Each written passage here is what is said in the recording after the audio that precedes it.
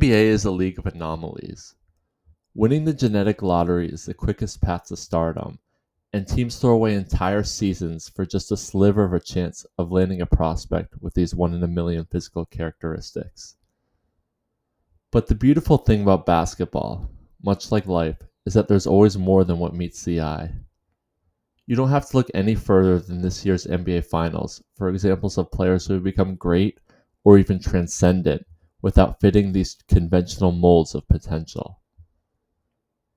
Which leads us to VJ Edgecombe, an unconventional top prospect.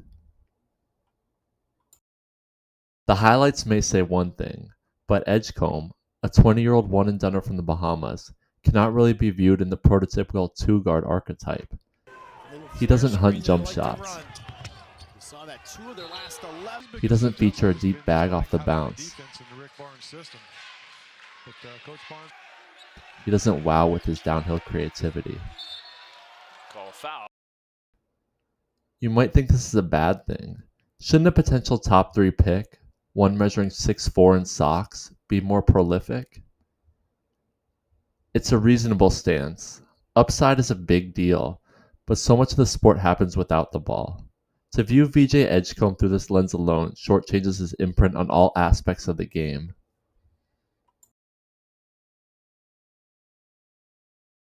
The irony is, despite the gaudy mixtape reel, one of Edgecombe's most dazzling traits is his feel for the game. The Big 12 Freshman of the Year rarely hijacked the Baylor offense, instead making plays within the flow. From the floor, and they haven't made a field goal in 8 minutes. Edgecombe baseline, kicked it out, found his teammate. Against the zone, Edgecombe, dropped off. And now right. Inside Edgecombe. Puts play down the stretch, be it threes, putbacks. Work. Bob Wright. These types of connective moments amplify any team. And there were certain games where Scott Drew and the rest of the coaching staff emphasized Edgecombe and off-ball actions. Edgecombe, he is on the floor. Look out. After he hits a movement 3, watch number 8, Ernst Uday Jr. on TCU jump further out on the next possession. 2 points for Baylor based on gravity alone. I also believe that he's an underrated passer. Averaging 6 assists per 100 possessions compares favorably to Jumbo initiators Cade and Paolo as college freshmen, and is near some of the more point guardy guys like Anthony Black, Kason Wallace, and Stephon Castle. Yes, many of these assists come through executing within structure, but the grasp of spatial awareness is clear, and the next step is manipulating opponents with a live dribble. Defensively, Edgecombe is currently a bit rough around the edges, but he still wreaks tons of havoc by understanding how to apply his physicality and athleticism. When the ball is up for grabs, whether it's a loose ball, a rebound, or a precarious ball handler, VJ pounces. A signature micro skill of his is straight ripping dudes in held ball situations. This overeagerness spilled over into leaks in the infrastructure on occasion. But I'd expect him to iron it out over time and turn into a monstrous defender. He really does seem like an actor and not a reactor in some of these flashes. That said, a concern I have is the lack of length. His wingspan at the combine measured at just 6'7.5", and this could limit his versatility in certain matchups. And he was rarely asked to fight over screens at the point of attack in Waco. The national team film wasn't inspiring in this regard either. Edgecombe's court sense permeates throughout his game. It should also have us feeling excited about his capacity for growth. This is important because a degree of projection is needed for VJ Edgecombe the prospect. His current limitations keep him from matching that platonic ideal of a classic two-guard. And you might ask, what limitations are there specifically?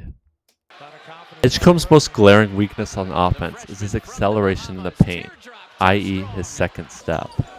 Instead of gliding past defenders, he lets them back in the picture because he's unable to sync his steps and his gather. See how narrow his stride is, pushing off his left leg after he crosses over? At times, his movement seems segmented, like his lower body and upper body are two separate entities. This is crystallized in his finishing package as well. Here, this should be a wrong foot finish, but he can't access it since his steps are so short. And he gets his shit packed. Relatedly, VJ at the rim with Baylor was mostly on the old jump as high as you can and figure it out plan. Hey, at least he tries to yam everything. Putting these two together, and it makes sense why Edgecombe shot exactly 50% from inside the arc. The drive game simply leaves a lot to be desired. Good news is that Edgecombe gradually began working through these kinks. On a game-to-game basis, you could see him testing out different timings on his steps. Here he uses his body as a shield. Or see the slight forearm here? This elongated Euro step was another one of the main solutions.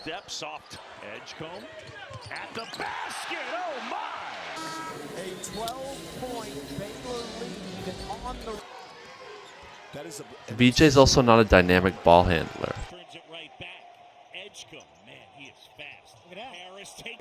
But, surprise, surprise, more notable progress this past season. Just feeling things out, baby steps.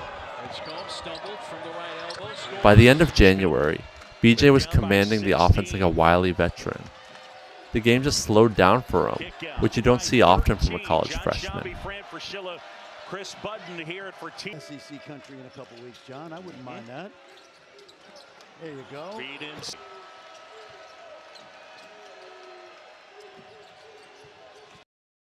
Even if it doesn't slow down for him in the conventional star takeover way. Fascinating, right? Problem solving is a staple of both team and individual development. Doesn't this rapid rate of improvement make you want to bet on him moving forward? That even if he lacks the quote-unquote traditional upside, he's on a trajectory towards a high impact, the kind of player you should hitch your wagons to. Edgecombe's feel and his ability to sprinkle it across different areas is nice and all, but what if we were missing the forest from the trees? Like we said before, this is a sport of outliers. Do his ball skills really give off any hint of a possible lead guard? Edgecombe, 6 to shoot with O'Meara. Edgecombe looked spacing here from Oklahoma State. Oh, JD's got hurt. He's lumping back. Does he really strike us physically imposing enough to follow the Thompson twin route?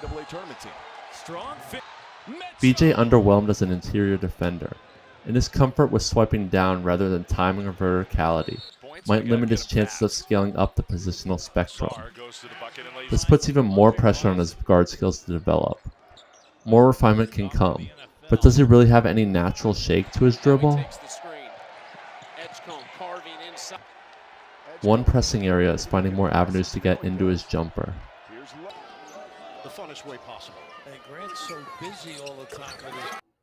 Zooming out, Bruce Brown makes $22 million annually, but even he's been traded twice since signing that contract. Much like Brown, Edgecombe's IQ, physicality, and motor can help any team. And much like Brown, the uncertainty of how these traits translate into a defined role exists. It's one thing to play small ball 5 next to KD and the bearded one, or as a do-it-all 6 starter in Jokic world. But what happens in a less than ideal context? We just spent 5 minutes outlining all of his limitations. Came to life in the Duke NCAA tournament game, where VJ had no answers against Kaman Malawach and Patrick Gungba and dropped.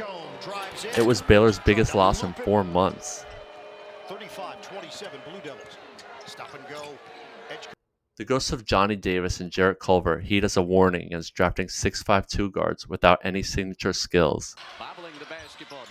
At the same time, I want to be careful in underselling Edgecombe the player. During the season, there were plenty of tough leaners, fadeaways, hanging buckets. A few games he rained fire from deep once he got in a rhythm.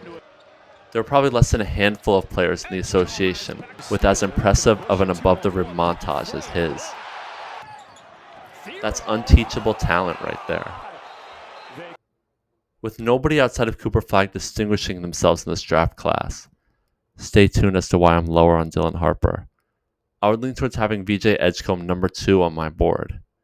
I just have faith that he'll carve out a valuable niche early and continue to evolve from there, even if the high-end outcomes aren't as alluring as a few other prospects in this draft. Feel like I missed something? Any and all feedback is appreciated. Thanks so much for watching.